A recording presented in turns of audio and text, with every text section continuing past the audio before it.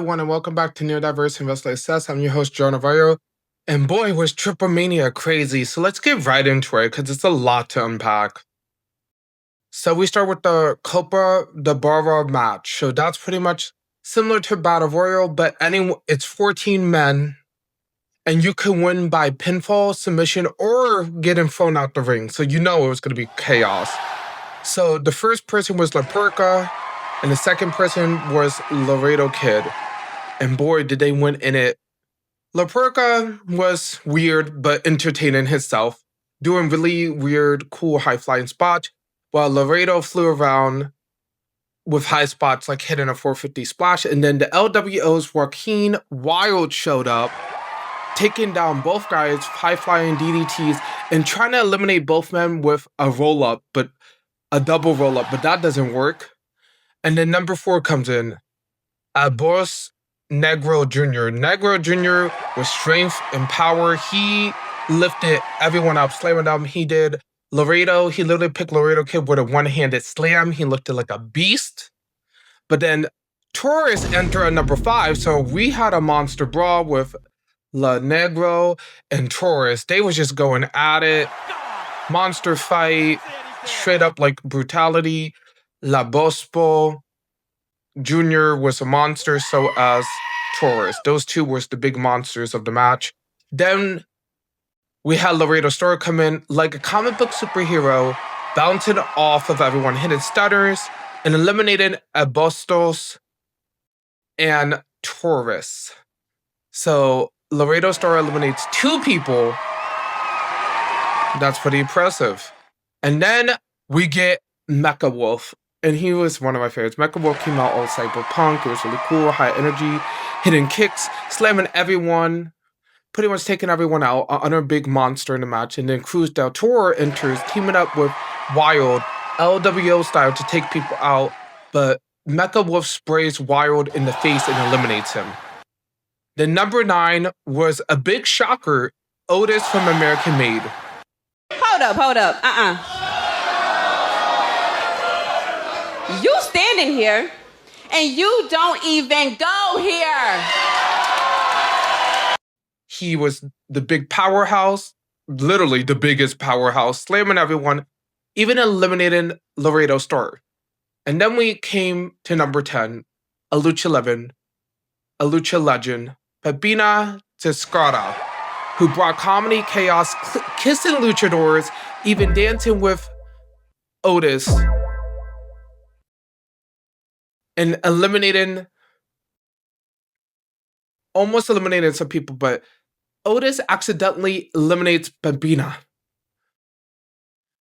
Otis did not get a break in this match. He also lost on her front as well. But we'll get to that soon. We had La Cebrano.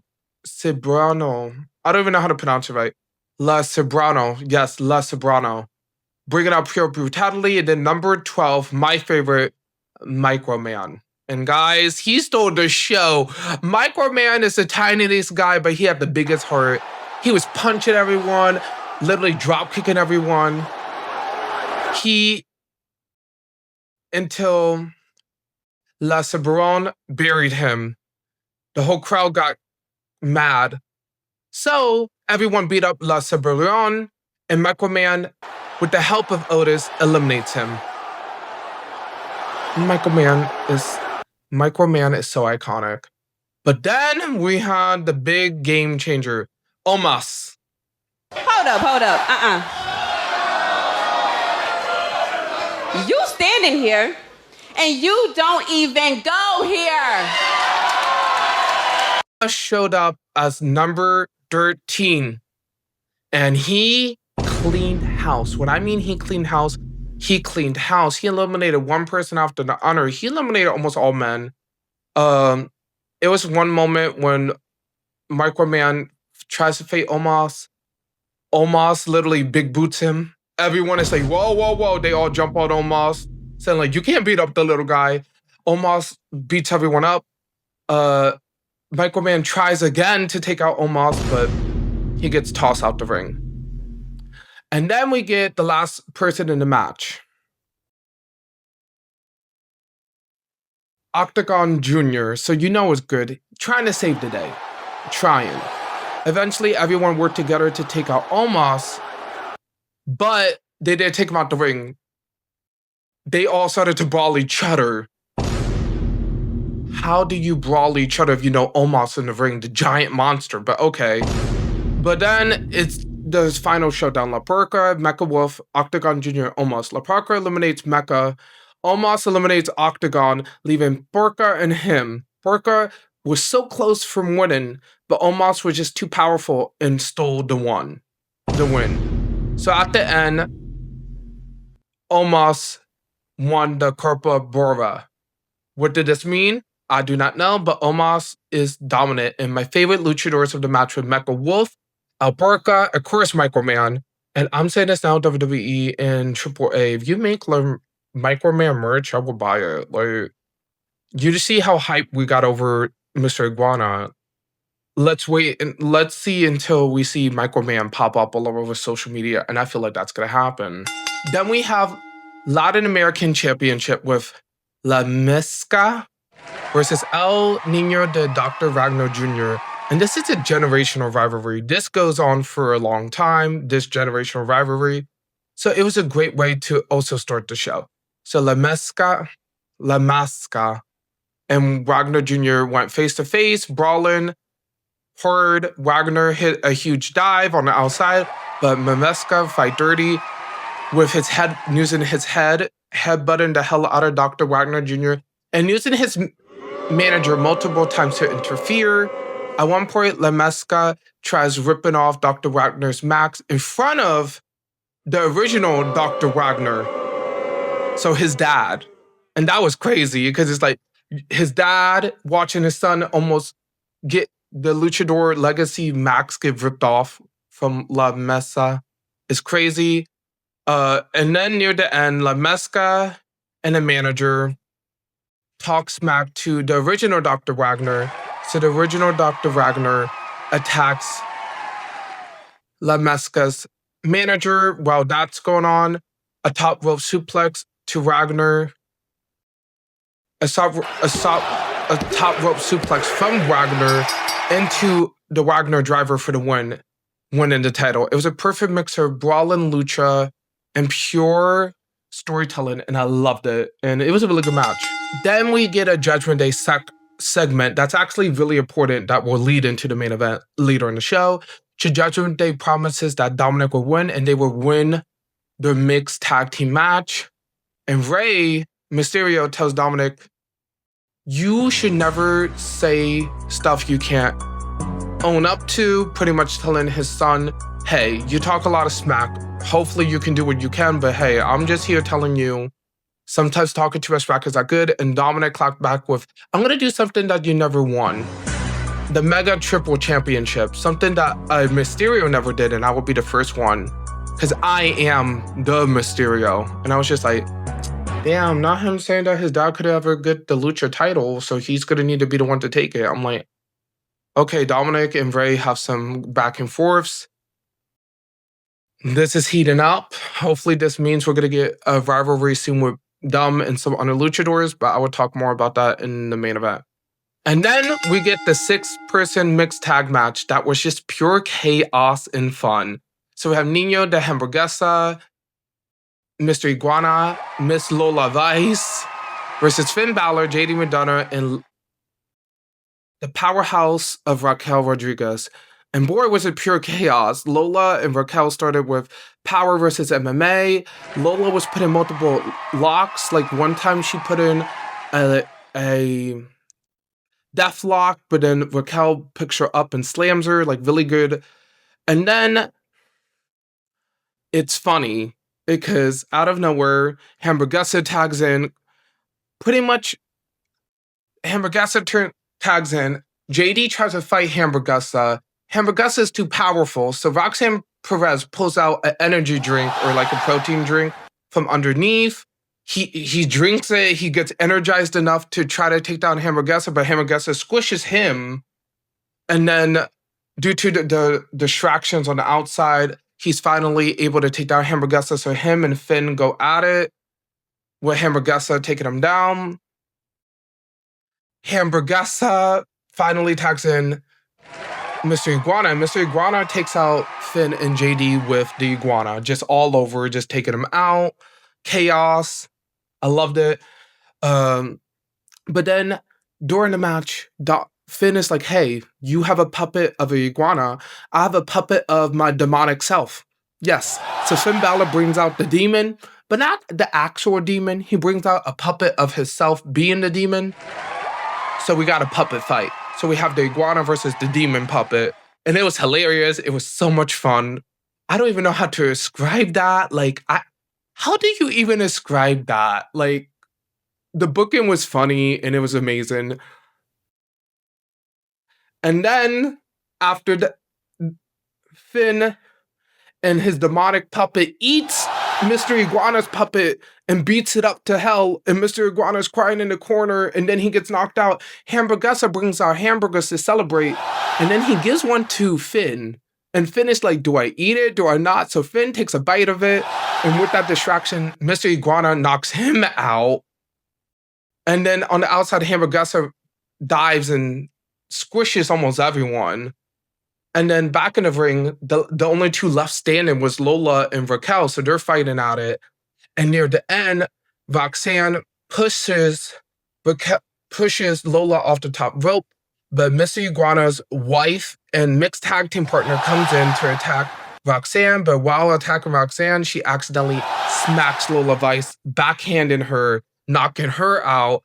And she's about to check on Lola, but she sees Roxanne, so she chases Roxanne all the way out of the arena, and Raquel picks up with the Chicota bomb. It was fun. It was crazy. It was like one of those what the TF like matches, but it was so good. And what did this mean? Because Lola Vice got knocked out by Mr. Iguana's wife, who's also the mixed tag team champion for AAA with him. And like, is it me or like was Lola Vice kind of flirting with Mr. Iguana? So, like, that's an interesting storyline. Like, Mr. Iguana, you have a lot to speak to your wife, but also Lola Vice is mad at you, so good luck, Mr. Iguana. Then we get one of my favorite matches of the night. The AAA champion, tag team championships in a street fight. Los Guerreros versus Bengal and Psycho Clown, and this was so good. As soon as I knew Bengal and Psycho Clown was going to be in a street fight, you know it was going to be lucha hardcore realness, and it was violent.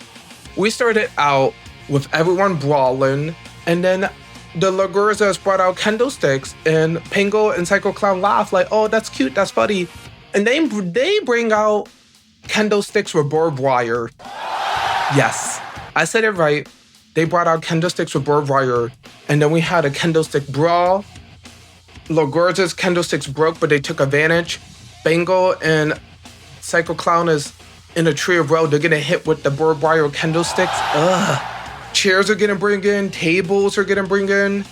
The spots that I remember, like the craziest spots, is Logorza's getting put with German suplex. Roberto and Angel both going through a chair because Psycho Clown suplexes them into a chair. Logorza's do the finishers to Pango on top of a chair, on top of the top rope onto a table. That doesn't work.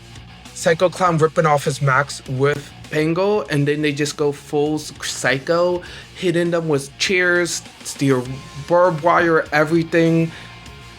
And then Pango and him stacks up 4 tables, and they all go flying on the outside. Back in the ring, Bengal picks up both Gurzas, and then Psycho Clown dropkicks them, and then they go through a table in the corner. But the ending was crazy, guys. Los Gurzas try to pick up the win multiple times, but they couldn't. And at the end, Bengal, like a demonic clown, brings out barbed wire, chokes the hell out of Roberto, and then hits a Spanish fly to win the match. And at the end, the Psycho Clown family, where all the clowns come out to celebrate the new AAA tag team champions. It was chaotic, it was fun. And that's what I mean, like, I love Lucha Libre because of that. It's not just the wrestling, it's the storytelling. We can have kooky, we can be fun, but we can be serious at the same time. So we get a lot of that. We got some funny matches, and now we're gonna get into some of the serious matches too. And I just love it. We got a mix of both, and I just love this new deal that WWE has with AAA. Like this new, it's just so good, and we see like a lot of breakout stars, and we see matches that we never thought was possible. And this match right here, the street fight, was just one possibility that just blew everyone's mind. I know it did for me. And then we got an emotional moment, the AAA Hall of Fame induction, and this year was Conan. Conan was introduced to the AAA Hall of Fame with Rey Mysterio honoring him, and it was really nice. Rey Mysterio talks about how Conan kind of helped Lucha in the US in the early ages of Lucha, and he trained people like Rey Mysterio, like himself, like Eddie Guerrero, like all the Lucha Libres we saw in the modern era. Conan was the headliner. He was the one that helped so many people. He trained so many people, and then Conan gives a really nice speech saying that it's not just what you do in the ring, it's what you do outside the ring, talking about how he helped so many luchadors and how they helped them back in so many ways. It was really nice, really emotional, and it's a huge moment for Lucha Libre to have Conan, the innovator of modern lucha, in the Hall of Fame, and it was a really beautiful moment. And then we got a match that low-key blew my mind. I saw it on the match card, and I was like, oh, it's going to be a good match. No. La Reinas, the Queens of Lucha, they killed it. Okay, so we had La Reinas, the La Reinas Championship, a triple threat. So we have my girl, Flamer. Yes, my new favorite wrestler is Flamer in the women's division, and I'm going to speak about it later. Why? Bobby Afaci, who is amazing and a lucha legend in herself, in Natalia. And boy, did Natalia bring aggression. If you ever saw Natalia in the indies, like when she did her indie matches lately, Natalia brought, not Natalia WWE, she brought Natalia Neidhart. She had her gang, she had her coat, and she went full aggressive.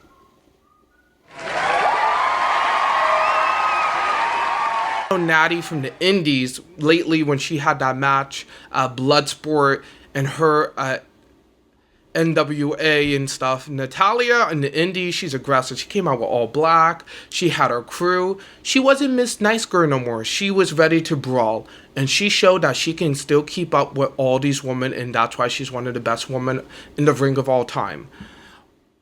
We start out the match with literally every woman looking at each other, but then Bocce and Natalia have beef from the because they've been fighting recently a lot in like AAA and in the indies. So they went at it, and then Flamer drop kicks both of them, kind of using that, and that's going to be most of the story. Bocce and Natalia have so much beef that Flamer is able to take advantage of it, and I love it. And then back and forth, it was crazy. Natalia does some crazy submissions, like she does like a reverse finger four leg lock with Bocce and then rolls it back into a sharpshooter. She does a springboard. She does like a surfboard submission into a death lock into Flamer. Like some innovative moves that we never saw Natalia do. Bocce fought back with even harder submissions, like a twisted spin slam into an armboard with Flamer, and then Natalia puts on a leg lock to Flamer, as well as Bocce doing a killer bear hug with her legs trying to take Natalia down. But Flamer stole the show, because when Bocce hit her avalanche driver, the referee counted, but he counted kind of slow. She could have won the match at first, the first time she went for the pin.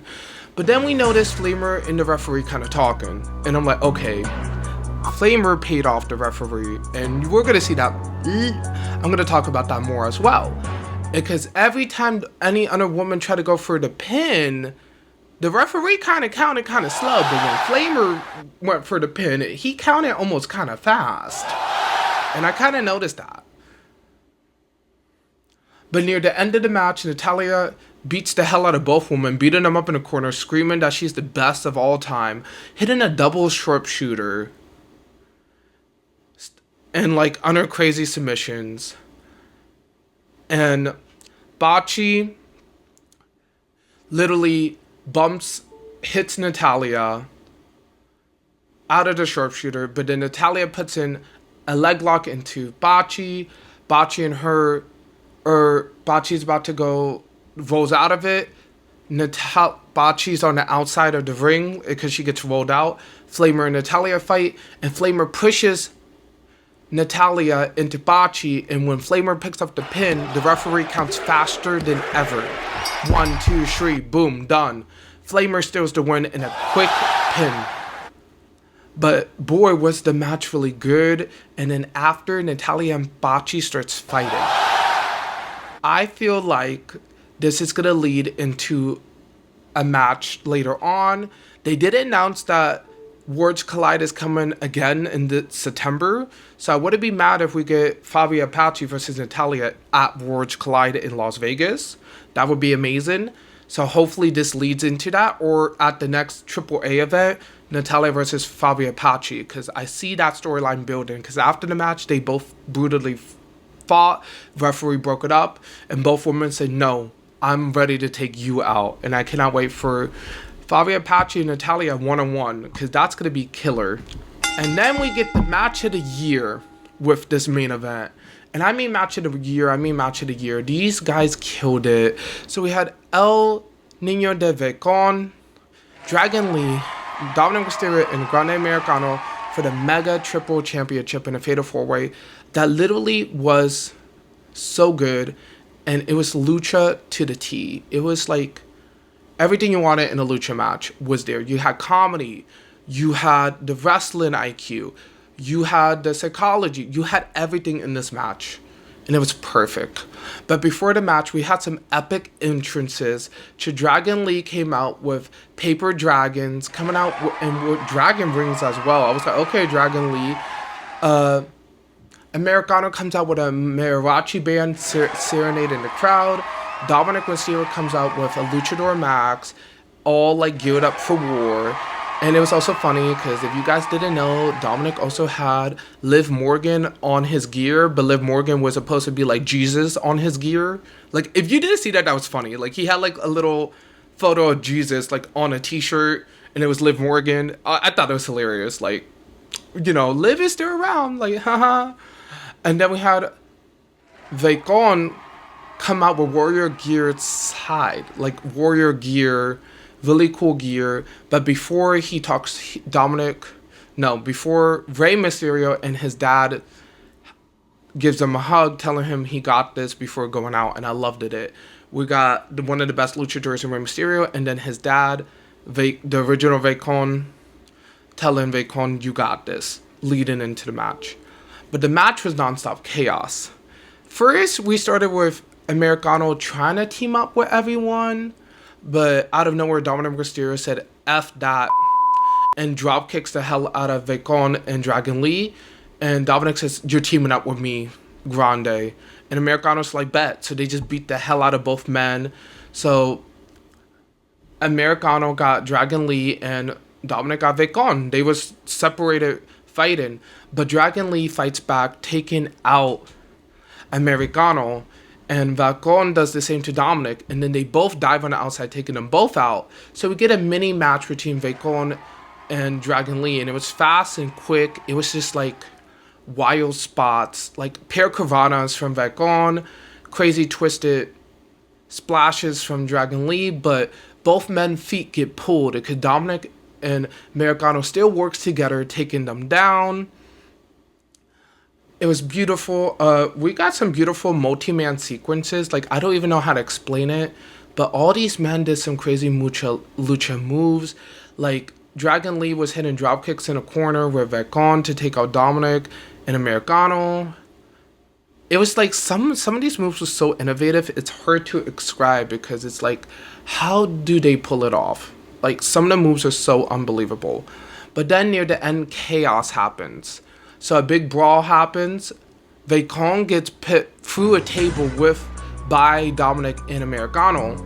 But then near the end, Dominic and Dragon Lee are fighting because Dragon Lee takes out Americano. Americano and Dragon Lee fight, but Americano ties Dragon Lee's Max near the ropes, and Dominic and him starts to break their lines from there because Dominic pushes Americano. That leads them to fight, and then it's an utter big brawl. Vacon is still knocked out on the outside, so JD and Finn hold down Dragon Lee while Dominic hits a 619 and then a frog splash, but he kicks out of it, and then the LWO comes out, Dragon Lee back up, beating the hell out of Judgment Day. Dragon Lee hits a dragon pyro driver, but that doesn't work. And then Americano shows up, beating up everyone, beating Dragon Lee, and then near the end, Americano guys come in. Yes, Americano, his two other luchadors, so the Americanos come in, and it's just a giant brawl. And then Vacon jumps on everyone, taking everyone out, but back in the ring, Dominic has his max that he'd been wearing lately. He puts a metal plate, knocks out Dragon Lee, while Vacon gets shoved into Americano. They both go flying on the other side of the ring. Dominic tries to hit the frog splash, but then a mystery luchador distracts. Somehow the referee gets knocked out, and the mystery luchador pulls Dominic's leg. The mystery luchador beats the hell out of Dominic, reveals itself to be no other than AJ Styles. AJ Styles hits the style class on Dominic, and out of nowhere, Vacon comes out of nowhere and hits the 450 splash to steal the win. Boy, was it crazy? Was it fun?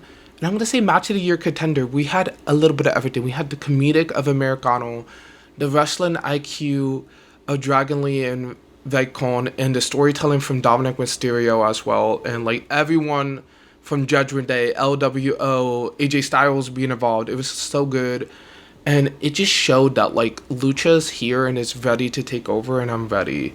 Hopefully you guys liked the review. It's kind of late, but hey, I love Lucha, so I wanted to review it. Hopefully you guys enjoyed it, and I'll see you guys next time.